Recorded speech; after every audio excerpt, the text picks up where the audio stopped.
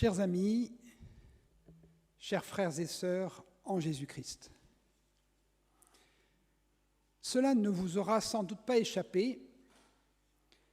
Dès le début de la crise sanitaire, on a commencé à parler du monde d'après, le monde d'après. Que sera-t-il ? Sera-t-il identique au monde d'avant ? Ou bien sera-t-il radicalement différent ? Ou encore ressemblera-t-il au monde d'avant, mais en tirant les leçons de ses dérives pour les corriger, pour ne pas s'y fourvoyer de nouveau ? Le monde d'après. Et on a parfois proposé des typologies, on a classifié les différentes attitudes par rapport au monde d'après en relation avec le monde d'avant. Et une manière de les classifier a été d'emprunter des images au règne animal. Il y avait les saumons, les autruches, les lézards et les chenilles. Les saumons, ce sont ceux qui retournent toujours à la source. Les nostalgiques d'un monde d'autrefois qu'ils aimeraient retrouver tel quel, dans sa pureté et son bonheur, le monde de notre jeunesse. Les autruches, ce sont celles qui enfouissent leur tête dans le sable pendant la crise et espèrent bien laisser passer l'orage pour ensuite retrouver leurs habitudes.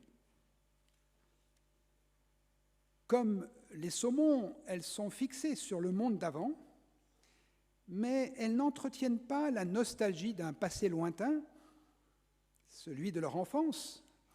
Elles veulent simplement que rien ne bouge, que rien ne change et qu'on puisse redémarrer nos activités exactement comme avant la crise. Les lézards, ce sont ceux qui sont prêts à muer, à changer de peau, à quitter leur vieille peau pour une nouvelle peau. Mais ce n'est que la peau qui change. L'identité même reste la même. Le monde d'après se situe dans la continuité du monde d'avant. Simplement, c'est le monde d'avant purifié, rénové, débarrassé de ses excès et de ses vieilles habitudes. Enfin, les chenilles. Les chenilles sont prêtes à changer radicalement, changer de monde, devenir papillon, c'est-à-dire foncièrement différentes. Le monde d'après n'aura rien à voir avec le monde d'avant.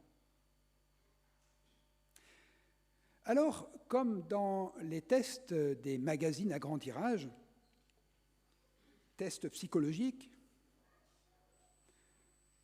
on peut se demander duquel de ces 4 types je suis le plus proche. Est-ce que je suis plutôt saumon, autruche, lézard ou chenille ? Et dans ce bestiaire, quel est le type qui nous semble le plus adéquat, le plus désirable ? Je me suis demandé si la Bible répondait quelque peu à ces questions. Car le peuple de la Bible a connu aussi des crises. De l'esclavage en Égypte à la déportation à Babylone, de l'exode à l'exil, de la domination grecque à l'occupation romaine. On pouvait envisager le monde d'après et le monde d'avant, les oignons d'Égypte et la terre promise, l'unité du royaume du temps du bon roi David et le retour et la reconstruction du temple, la captivité et les guerres d'indépendance contre Rome. Cependant, si les prophètes annoncent des temps nouveaux, ils ne font jamais du passé table rase. Et les différents types de rapports entre le monde d'avant et le monde d'après me semblent se mélanger dans les récits bibliques. Ils s'articulent, ils se combinent. Même Jésus est venu pour accomplir et non pas pour abolir. Manifestement, au terme de ma modeste enquête, je suis bien obligé de reconnaître que la Bible ne répond pas explicitement, directement à notre question. En revanche, elle nous dit quelque chose d'autre. Et elle le dit avec une grande clarté. Comme très souvent, je dirais comme toujours, la Bible nous déplace. La Bible nous décale. La Bible nous décoiffe. Elle répond rarement exactement à nos questions, mais elle les reformule. Que nous dit-elle donc? Elle nous dit que quel que soit le monde d'après, lorsque nous regardons devant nous, lorsque nous fixons les yeux sur demain, sur l'avenir, nous n'avons rien à craindre. N'ayez pas peur. Tel est le leitmotiv, le fil rouge qui court tout au long de la Bible, depuis la Genèse jusqu'à l'Apocalypse. N'ayez pas peur. Lorsque, en 1978, le nouveau pape Jean-Paul II s'est adressé au peuple d'Europe de l'Est qui subissait le joug communiste en leur disant « N'ayez pas peur », la plupart des journalistes français, dont malheureusement la culture religieuse n'est pas toujours le fort, ont cru que le pape avait inventé une formule. N'ayez pas peur. Ils avaient tout simplement oublié que Jean-Paul II citait quelqu'un. Quelqu'un qu'il avait dit avant lui, un homme de Nazareth. En réalité, il citait quelqu'un qui citait quelqu'un, car Jésus lui-même cite Moïse notamment, cite l'Écriture, c'est-à-dire l'Ancien Testament. Il paraît que cette formule, soit au singulier, n'aie pas peur, soit au pluriel, n'ayez pas peur, intervient dans la Bible 365 fois, c'est-à-dire une pour chacun des jours de l'année. Je vous avoue que je n'ai pas compté, mais je vous propose un petit parcours à travers l'ensemble de l'Écriture à la recherche de cette expression « n'aie pas peur, n'ayez pas peur ». La première fois qu'elle intervient, c'est déjà dans la Genèse, au chapitre 15, lorsque Dieu s'adresse à Abraham en lui disant « n'aie pas peur ». Même si Abraham est âgé et n'a pas de descendance, il n'a pas à craindre de mourir sans enfant. Car le Seigneur lui promet une postérité innombrable, aussi nombreuse que les étoiles du ciel. Et Dieu le fait sortir et lui montre les constellations. Et Abraham eut confiance en l'Éternel et dépassa sa peur. Ensuite, la première fois que l'expression intervient au pluriel, « n'ayez pas peur », c'est dans le texte que nous avons lu et entendu tout à l'heure, le premier texte, dans l'Exode.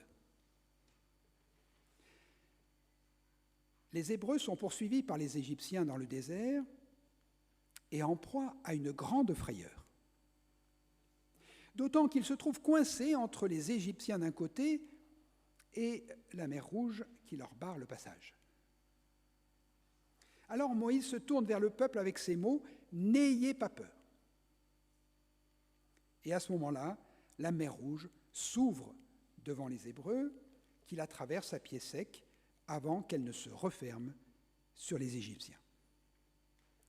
Ce texte est d'une richesse inouïe pour nous aujourd'hui, pour nous aider à dépasser nos peurs. En effet, « N'ayez pas peur » ne signifie pas refoulez votre peur, niez-la. Faites comme si vous n'aviez pas peur. Car le déni de la peur ne fait que l'enfouir profondément et elle risque de ressurgir. Mais n'ayez pas peur, cela signifie traverser votre peur. Comme les Hébreux ont traversé la mer Rouge. Ils ne l'ont pas survolée, ils ne l'ont pas fui, ils l'ont traversée. Et si maintenant nous lisons ce texte, non pas sur un plan historique, mais sur le plan de notre vie intérieure, si la mer Rouge symbolise notre peur et si les Égyptiens symbolisent notre Égypte intérieure, nos démons intérieurs, alors la traversée de la peur conduit à noyer nos démons, à faire disparaître les ténèbres de notre vie intérieure. Mais ce récit nous offre encore une autre perle, un autre diamant, très précieux pour nous aujourd'hui. Après la traversée de la mer Rouge et la noyade des Égyptiens, le texte de l'Exode nous dit que le peuple craignit l'Éternel. Et c'est le même verbe en hébreu qui est employé pour dire « n'ayez pas peur » et le peuple craignit l'Éternel. On sent bien qu'il ne s'agit pas du même rapport que les Hébreux ont eu d'abord envers les Égyptiens et ensuite envers Dieu. Si donc le même verbe est employé dans les deux cas, c'est que ce qui nous est décrit là, c'est un seul et unique chemin, un cheminement intérieur qui va de la peur des hommes vers la crainte de Dieu. La traversée de la peur des hommes nous conduit à une autre réalité, celle qui consiste à remettre notre vie entre les mains de Dieu.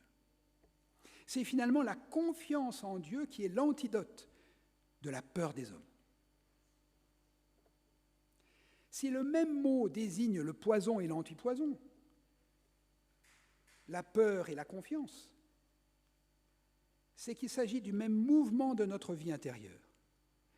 Lorsque ce verbe se rapporte aux hommes, il désigne la peur, et lorsqu'il se rapporte à Dieu, il désigne l'antipeur, le contrepoison de la peur, c'est-à-dire la confiance et l'espérance. Nous retrouvons cette idée dans la célèbre formule du psalmiste et dans les proverbes, la crainte de l'Éternel est le commencement de la sagesse. Craindre Dieu, ce n'est pas être terrorisé par lui, c'est au contraire lui faire suffisamment confiance pour ne plus être terrorisé par les hommes ou par les événements. C'est remettre notre vie entre ses mains parce que nous reconnaissons que c'est lui qui nous fait traverser nos peurs. Les psaumes en particulier expriment ces sentiments obscurs que sont la peur, la haine, la colère, le désir de vengeance. On dit alors que ces textes sont immoraux ou même horribles et qu'il vaut mieux les censurer. Et parfois, nos recueils de cantiques tendent à les censurer. Il y a des psaumes, psaume 137 par exemple, qui se terminent de manière un peu dure. Eh bien, parfois, ils passent à la trappe, ou bien on supprime les derniers versets. Il me semble au contraire que ces textes nous sont précieux parce qu'ils nous permettent, en les chantant, en les priant, de verbaliser ces sentiments obscurs de peur, de haine ou de désir de vengeance. Ainsi, ils nous aident à exprimer nos propres peurs, à les remettre à Dieu dans la prière, afin que Dieu lui-même les prenne en charge. En verbalisant ces sentiments obscurs, nous nous en libérons. Ou plus exactement, nous laissons Dieu nous en libérer. En langage un peu technique, théologique ou philosophique, on dit que les psaumes ont une fonction cathartique. Cathartique, c'est-à-dire c'est une purification de nos peurs par la verbalisation. Traverser nos peurs, c'est les dire, c'est les nommer, c'est les verbaliser et les confier à Dieu dans la prière pour en être enfin dégagés, pour en être libérés. Quand nous entrons maintenant dans le Nouveau Testament, et notamment dans les Évangiles, l'expression « n'aie pas peur » ou « n'ayez pas peur » se multiplie. Elle apparaît déjà au tout début des Évangiles dans la triple annonce faite par un ange à Joseph, puis à Zacharie, et enfin à Marie. Ne crains point, Joseph, de prendre avec toi Marie. Ne crains point, Zacharie, car ta prière a été exaucée. Ne crains point, Marie, car tu as trouvé grâce devant Dieu. L'objet de la peur ici n'est pas une armée humaine, mais c'est l'intervention d'un ange. Il est très intéressant de comparer les deux annonciations, celle faite à Zacharie et celle faite à Marie, car elles sont très proches. Dans les deux cas, c'est « n'aie pas peur ». Et toutes les deux annoncent la naissance d'un enfant. Mais le point sur lequel elles se distinguent est révélateur. La naissance de Jean-Baptiste est le fruit de l'exaucement d'une prière. Ne crains point, Zacharie, car ta prière a été exaucée. Tandis que la naissance de Jésus est une pure grâce de Dieu. Ne crains point, Marie, car tu as trouvé grâce devant Dieu.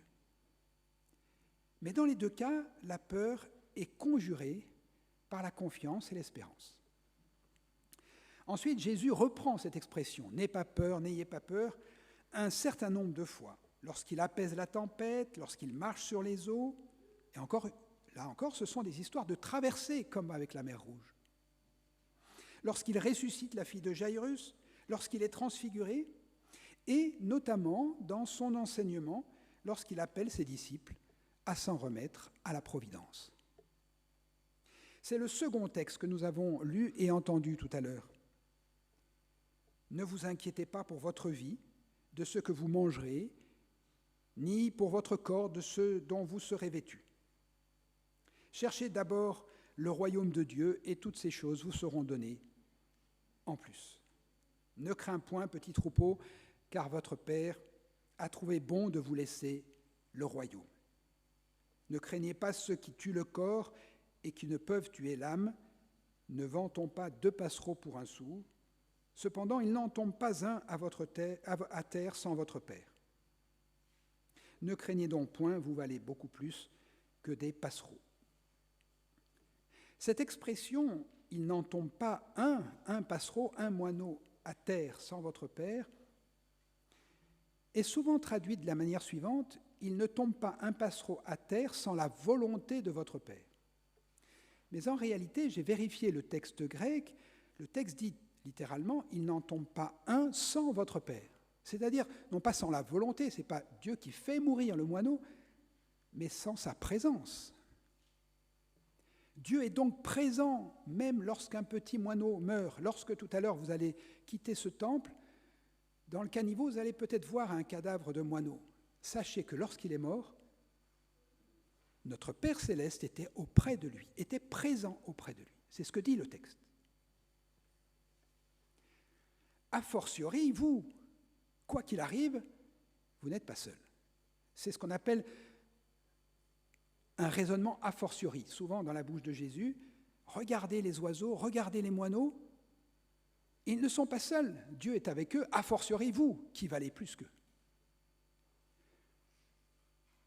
Ainsi, lorsque vous traversez les épreuves, vous êtes avec Dieu. Exactement, Dieu est avec vous, vous n'êtes pas seul.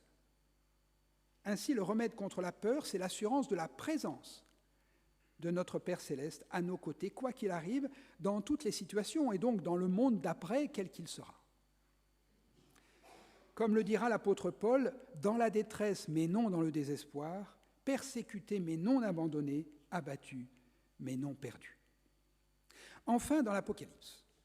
Dans l'Apocalypse, l'expression « n'ayez pas peur » revient un certain nombre de fois de la part du Seigneur. Celui-ci dit à Jean « Ne crains point, je suis le premier, le dernier et le vivant. J'étais mort et voici, je suis vivant au siècle des siècles. Je tiens les clés de la mort et du séjour des morts. Ne crains pas ce que tu vas souffrir, sois fidèle jusqu'à la mort et je te donnerai la couronne de vie. » La traversée de la peur est mise ici en relation avec l'espérance qui traverse la mort. Certains psychanalystes nous disent que toute peur, même la petite peur banale provoquée par un chien qui aboie, renvoie fondamentalement à notre peur inconsciente de la mort.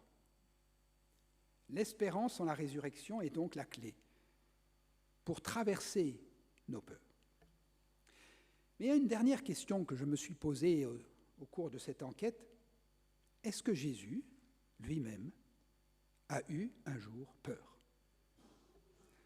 On sait que Jésus a éprouvé la tristesse, la colère, et même cette déréliction sur la croix qui signifie le sentiment d'être totalement abandonné, y compris de son Père, avant de retrouver la confiance. Mais la peur, l'a-t-il connue? L'a-t-il éprouvée? Et mon enquête m'a conduit à trouver une mention de la peur de Jésus. En Marc 14, 33, à Gethsémanée, juste avant son arrestation, Jésus prit avec lui Pierre, Jacques et Jean, et il commença à éprouver de l'effroi et des angoisses. Même Jésus a eu peur. Et cela est capital pour nous, parce que Jésus a assumé toute la palette des émotions que nous connaissons, nous. Et c'est ainsi qu'il nous rejoint dans ce que nous vivons aujourd'hui. C'est parce qu'il a vécu son humanité jusqu'au bout, jusqu'à la peur, que nous pouvons le suivre sur ce chemin qu'il trace pour nous. C'est parce qu'il a traversé la peur comme il a traversé toutes les souffrances que nous connaissons, et bien pire encore, on peut espérer ne pas être crucifiés nous-mêmes.